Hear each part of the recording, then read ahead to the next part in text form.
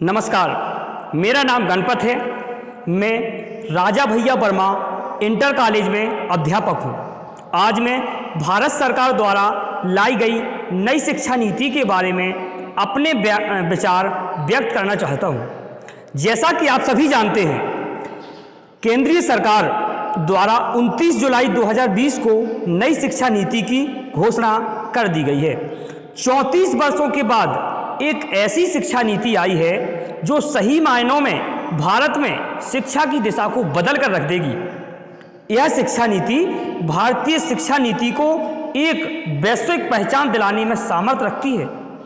इसका उद्देश्य भारत के सतत विकास एजेंडा 2030 के लक्ष्य को पूरा करना है, जिसके अंतर्गत सभी को एक समान और गुणवत्तापूर्ण शिक्षा प्रदान की जाएगी, जिससे जीवन पर्यंत रोजगार के अवसर प्राप्त होंगे।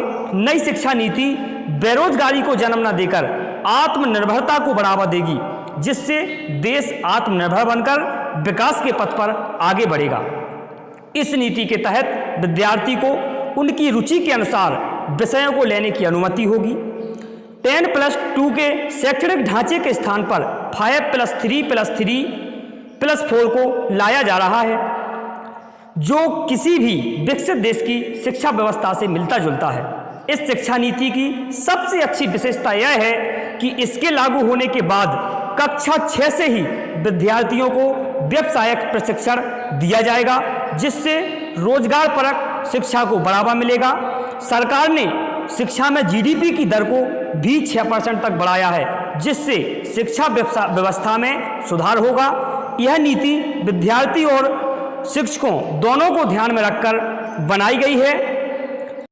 अतः नई शिक्षा नीति भारत केंद्रित शिक्षा पर जोर देकर ज्ञान आधारित समाज का निर्माण करेगी।